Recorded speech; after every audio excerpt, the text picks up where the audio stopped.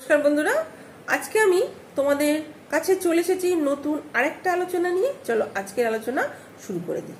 প্রথমেই বলি, জীবনে কখনো কারোর উপরে খুব বেশি নির্ভরশীল হওয়া ঠিক না, কারণ অন্ধকারে নিজের ছায়াও নিজেকে ছেড়ে চলে যায়। জল যেমন ঠান্ডা হতে হতে হতে হতে একসময় বরফে পরিণত হয়, তেমনি মানুষের মনও ঠিক কষ্ট পেতে পেতে পেতে পেতে একসময় জ্যান্ত লাশে পরিণত হয়। অযোগ্যকে যোগ্য বানানো গেলেও বিশ্বাসঘাতককে কখনো বিশ্বস্ত করা যায় না। সন্তানদেরকে একটা যদি উপহার কিনে না দিতে পারো তাহলে কি হবে? একটু তো কাঁদবে, তো কাঁদুক না, কিন্তু ভালো সংস্কার যদি না দিতে পারো তাহলে সারা জীবন তাকে কাঁদতে হবে। সুখের সাথে টাকার কোনো সম্পর্ক নেই। টাকা তো আমাদের শুধু চাহিদা মেটায়। সুখ যদি টাকা দিয়ে কিনতে পারতাম তাহলে ভালোবাসাটাও দোকানে বিক্রি হতো।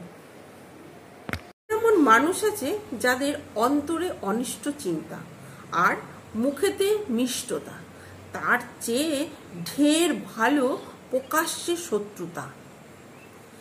জীবনে প্রতিটা সময় প্রতিটা ক্ষেত্রেই আমাদের অভিনয় করতে হয়। সব থেকে বড় অভিনয়টা হলো সুখে না থেকেও তোমাকে সুখী হবার অভিনয় করতে হয়। যদি মনে হয় তুমি সব হারিয়ে ফেলেছ, তাহলে মনে রেখো গাছেরাও প্রত্যেক বছর তাদের পাতা হারায়, কিন্তু তবুও দাঁড়িয়ে থাকে আগামী শুভ দিনের প্রতীক্ষায়।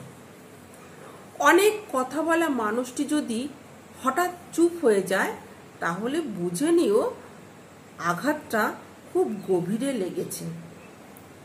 নিজের পরিবারকে সবশেষ বলবো, নিজের পরিবারকেই তুমি ভালোবাসো, কারণ জীবনে সবচেয়ে যখন খারাপ সময়টা আসবে তখন কিন্তু নিজের পরিবারই তোমার পাশে থাকবে। অন্য আশেপাশের লোক কিন্তু তোমার পাশে দাঁড়াবে না, নিজের পরিবারের লোককেই তোমার পাশে পাবে। তাই জন্য বলবো সবসময় নিজের পরিবারের সাথেই থাকো। চলো বন্ধুরা, আজকে এটুকু বললাম। যদি ভালো লাগে তো অবশ্যই লাইক কমেন্ট করো। নমস্কার।